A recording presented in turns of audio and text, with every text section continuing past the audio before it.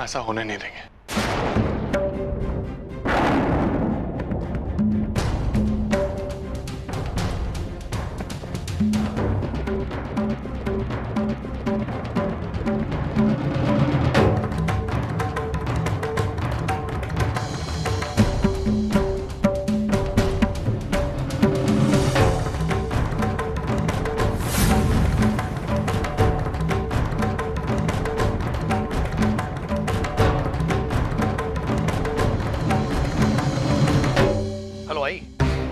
अजीत बोल रहा हूँ। सबने साइन कर दिया है, तू आ रही है ना? हाँ हाँ, मैं तो तेरे फोन का इंतजार कर रही थी। बस अभी निकल रही हूँ, 15-20 मिनट में पहुँच जाऊंगी। ठीक है, लवकर ये वाट बघतोय। चल बाय। आई वंदिता, खाना बना कर रखना। उस धर्मेश और सतीश का बैंड बजा कर आती हूँ, फिर भरपेट खाना खाऊंगी आराम से।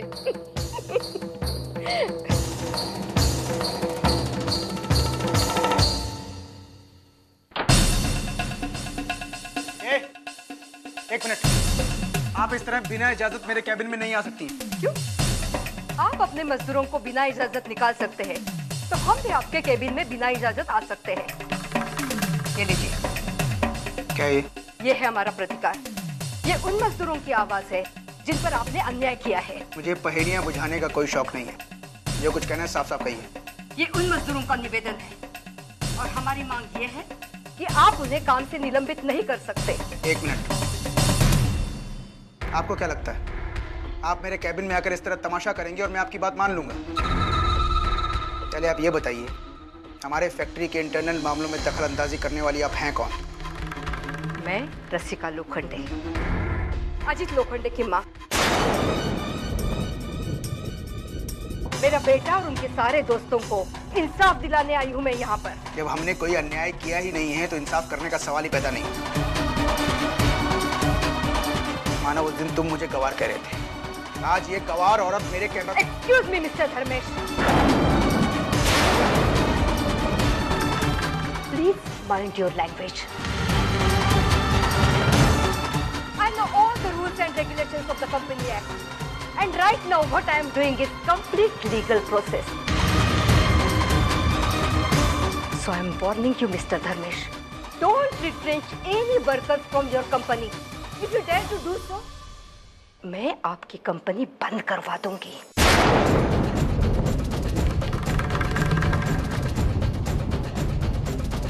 आप मुझे जानते नहीं है, 15 साल तक महिला समिति की अध्यक्ष रह चुकी हूं मैं, और आप जैसे लोगों को यू रास्ते पर लाया है मैंने। तो गलती से भी अपने वर्कर के साथ नाइंसाफी करने की कोशिश मत करना, वरना अंजाम पूरा हो जाएगा। Is that clear? Come on, Ajit. अब इन दो पार्टनर्स को ये डिसाइड करने दो कि उन्हें कंपनी चलानी है या बंद करवानी है।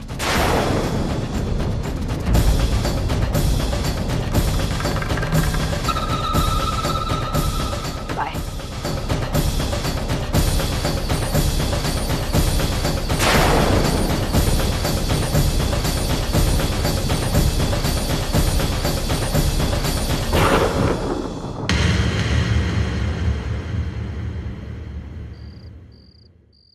नमन नमन करा सच्चू, जल्दी बड़ा हो जा। मुझे तुझे रिहर्सल लेके जाना है। हाँ, उस माहौल में तू रहेगा ना तो अपने दादा जैसा बहुत अच्छा एक्टर बनेगा तू। मैंने कितनी बार बोला है, सच्चू एक्टर नहीं बनेगा, वो ज्यादा पढ़ लिख के अफसर बनेगा, और दादा ने जो भी इच्छा दादी की अधूरी छोड़ी है उसे पूरा करेगा, है ना? मुझे मालूम है सविता, तू मुझसे जलती है। मेरा बड़प्पन और मेरी तारीफ तुझसे सही नहीं जाती। दो भाई। हाँ, इसलिए तू हर बात काटती रहती है मेरी। लेकिन देख, मेरा सच्चू है ना, अपने दादा के कदमों पे चलेगा। लो कर लो बात। दारू पीने के बाद अपने पैरों पे खड़े नहीं रह सकते, वो चलाने सीखेंगे अपने कदमों पे अपने पोते को। छोड़ दो, पागलों जैसी बात करते हैं।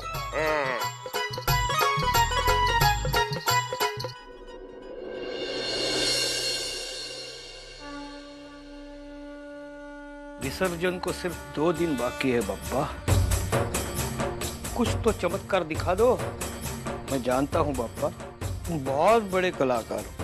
एक जमाने में व्यास मुनि के साथ बैठकर आप ही ने महाभारत लिखी है ना? अरे जो भगवान कृष्ण की जिंदगी में ट्विस्ट और टर्न लाता है, वो मेरे मानव और अर्चना की जिंदगी में एक छोटा सा ट्विस्ट नहीं ला सकता? मानव, आ गया तू? क्या हुआ फैक्ट्री में? तो रसिका जी ह्यूमन राइट्स वालों की मदद ले रही है। कह रही हैं कि अगर मैनेजमेंट वाले नहीं मानते तो हम लोग हड़ताल करेंगे। बापा, ये तो कमाल हो गया। तूने बुरे के हाथों अच्छे काम करवाना शुरू किया। रसिका तो ये आहिस्ता आहिस्ता सुधर रही है। अपने वंदू का नसीब भी बदल रहा है। अब मैं बार बार कुछ नहीं कहूंगा। बस मैं ये चाहता हूँ कि पापा जो करेंगे मेरे बच्चों के लिए अच्छा ही करेंगे। बाबा, हमें भगवान से प्रार्थना करनी चाहिए, उनके साथ जबरदस्ती नहीं करनी चाहिए। मानो, अरे तू इनको जानता नहीं है। ये वही करेंगे जो वो करना चाहते हैं। इसलिए मैं मांगने से पीछे नहीं हटता। बाबा, मेरी और श्रावणी की शादी का कार्ड भी छप चुका है और अब भी आप ऐसे। लेकिन मानो, उस कार्ड के ऊपर यही तो विराजमान होंगे ना। यही तय करेंगे कि उस कार्य को अंजाम देना है या नहीं।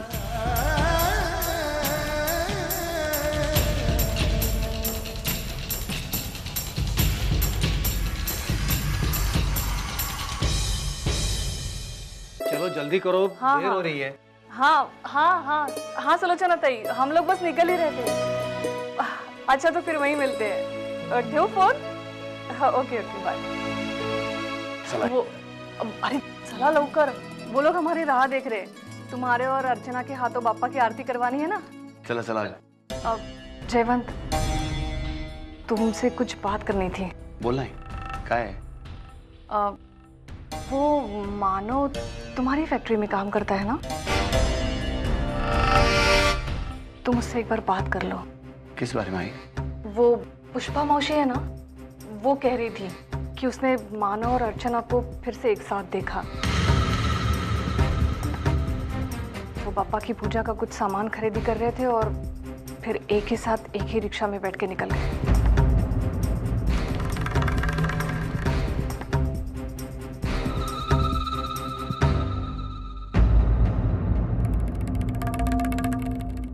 देख बेटा, मैं ये नहीं कह रही हूँ कि अर्चना बुरी लड़की है, लेकिन उसके बारे में ये जो चर्चा हो रही है, ये हमारे लिए तो चिंता का कारण है ना।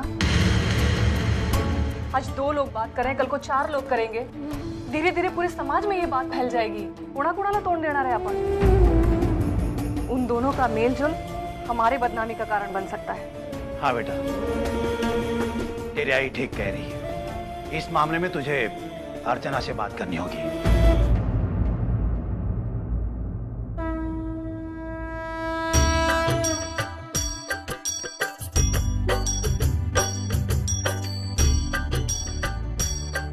अर्चू, झाली सगळी तयारी?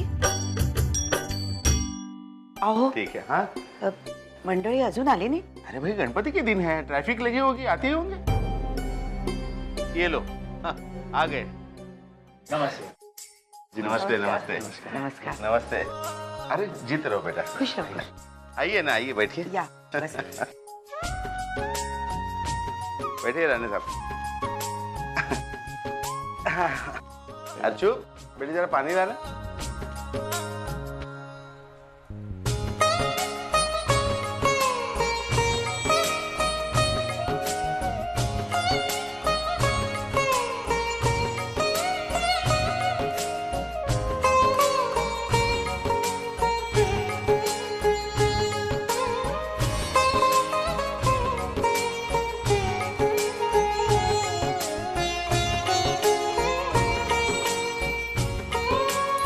अर्जू बेटा, हे जरा बाप्पांजवळ ठेवशील?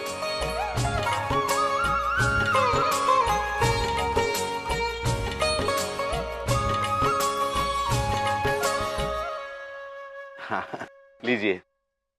लगभग सारी तैयारियां हो गई है, बस 5 मिनट में आरती शुरू करते हैं। अर्चू, अर्चू कहाँ है विनोद? अर्चू आई वो बाहर काकी से बात कर रही है।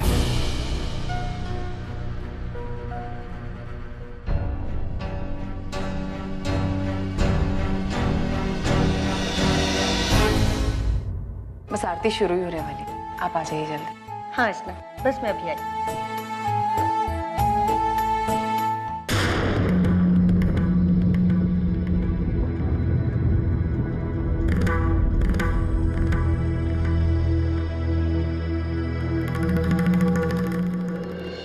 जयवंत, आप यहाँ? अर्चना, तुमसे एक जरूरी बात करनी थी। कहिए।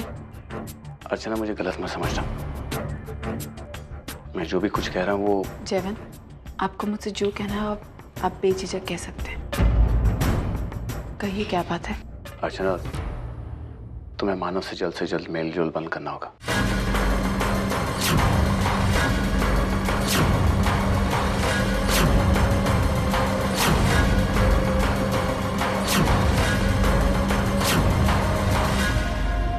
देखो अर्चना,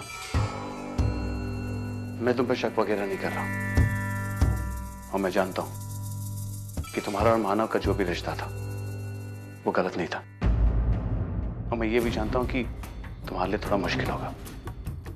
लेकिन अर्चना, हम समाज में रहते हैं और हमें दुनियादारी का भी ख्याल रखना पड़ता है। जयवंत, मानव आज भी मेरे दोस्त है।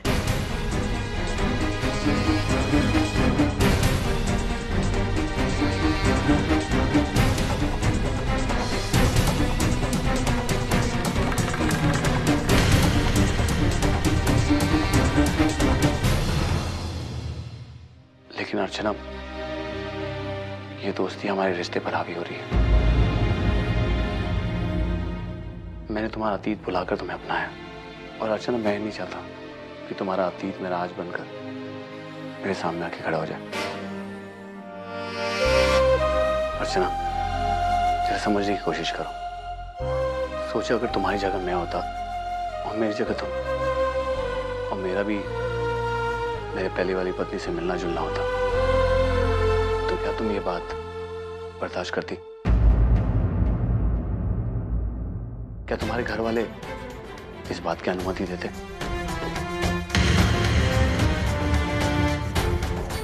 अर्चना, अगर तुमने जिंदगी में आगे बढ़ने का फैसला कर लिया तो तुम्हें तुम्हारा अतीत भूलना होगा और आगे बढ़ना होगा। इसमें समझदारी है। हमें सिर्फ हमारे बारे में सोचना है, हमारे फ्यूचर के बारे में सोचना है, ना कि आई होप यू अंडरस्टैंड।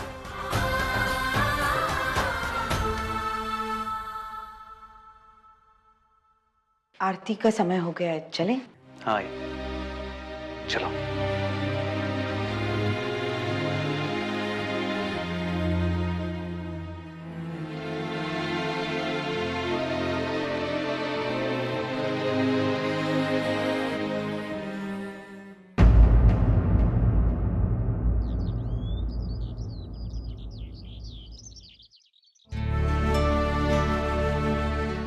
मुझे तो अभी टेंशन हो रही है, पता नहीं ये ह्यूमन राइट्स वाले हमारा साथ देंगे या नहीं। अजीत, तो अपना काम करना। ये ह्यूमन राइट्स वालों को कैसे हैंडल करना है, उनसे काम कैसे निकलवाना है, अच्छी तरह जानती हूँ मैं। मल्लिका, ये 2 बजे चौल वालों की एनुअल जनरल मीटिंग है, उसके लिए मैं जा रही हूँ। उसके बाद 4 बजे मुझे 4 बजे आपकी ह्यूमन राइट्स के ऑफिस में मिसेस कौशल्या के साथ मीटिंग है, और उसके बाद शाम को 5 बजे आपको अजीत के ऑफिस जाना है, जहाँ पर आपको धर्मेश जी से मिलना है। और हाँ, शाम को 7 बजे आपको महिला पंच के सार्वजनिक गणेश महोत्सव में जाना है, जहाँ पर आप जज बनी हैं। और रात को 9 बजे आपको सुशीला काकी के यहाँ पे डिनर के लिए जाना है। अरे वाह, तू तो अच्छी सेक्रेटरी बन सकती है। अजीत, तेरा वंदिता को कॉलेज भेजना जाने अनजाने में मेरे काम आ गया। सच कहूँ तो आई, मैंने जितना कॉलेज में नहीं सीखा, उससे कहीं ज्यादा मैंने आपके साथ यहाँ सीखा है। और मैं नहीं जानती थी कि आप अपने काम में इतनी माहिर हैं। और अगर आप सच में मुझे अपनी सेक्रेटरी रखना चाहती हैं तो इससे ज्यादा खुशी की बात मेरे लिए और क्या हो सकती है।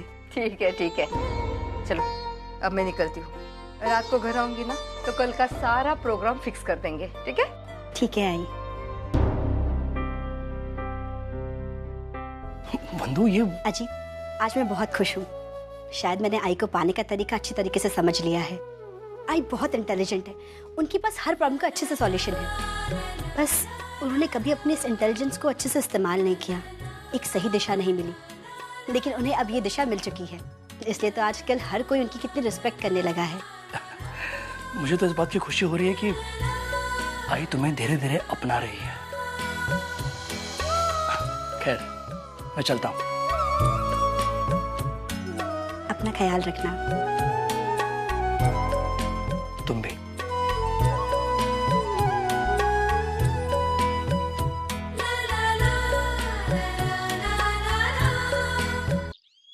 पता नहीं है रसिका ताई को अचानक समाज सेवा की कहां से सूझी। वैसे भी अब तक उन्हें खुद के अलावा कुछ और दिखाई नहीं देता था, और अब खैर जो भी है, सोच तो अजीत और मानो के लिए ही नहीं है ना, और अच्छा सोच रही है। सच है। वैसे भी सतीश, बिजनेस के कितने अलग पहलू होते हैं ना।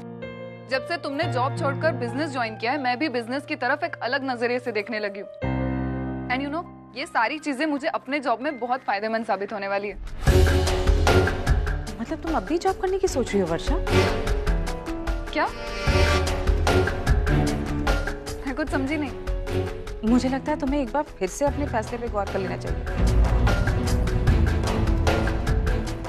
ऐसी नाजुक हालत में तुम कैसे मैनेज करोगी ये सब? क्यों? प्रेग्नेंट औरतें जॉब नहीं करती? आई, मैंने ऐसे कितनी औरतों को देखा है जो प्रेगनेंसी में ट्रेन से अप डाउन करके काम करती है। जानती हूँ मैं, लेकिन तुम्हारा जॉब ना करना हम इजीली अफोर्ड कर सकते हैं वर्षा। और जब बच्चा 1-2 साल का हो जाए तो तुम जॉब कर लो, मैं संभालूंगी बच्चे को। लेकिन बात वो है ही नहीं। अब समझने की कोशिश क्यों नहीं कर रही? तब तक इतनी अच्छी अपॉर्चुनिटी हाथ में लेकर कोई वेट नहीं करने वाला है मेरा। तुम जिद कर रही हो। भाई, मुझे लगता है कि वर्षा कहीं पे गलत नहीं है। सभी कंपनियां जो कि प्रेगनेंसी और मैटरनिटी के टाइम पे आपको फैसिलिटीज देती हैं, और फिर वर्षा एक अच्छी अपॉर्चुनिटी क्यों छोड़े? एग्जैक्टली, मैं भी यही कहना चाहती हूँ।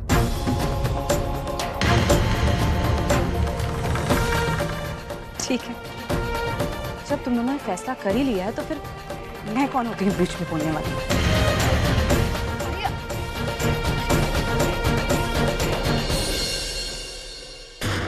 सतीश प्लीज, आई को प्लीज समझाओ ना। वो कुछ ज्यादा ही एक्सपेक्ट नहीं कर रही है मुझसे। मैं उन्हें समझाऊंगा, पर थोड़ा सा तुम भी बैलेंस करने की कोशिश करना।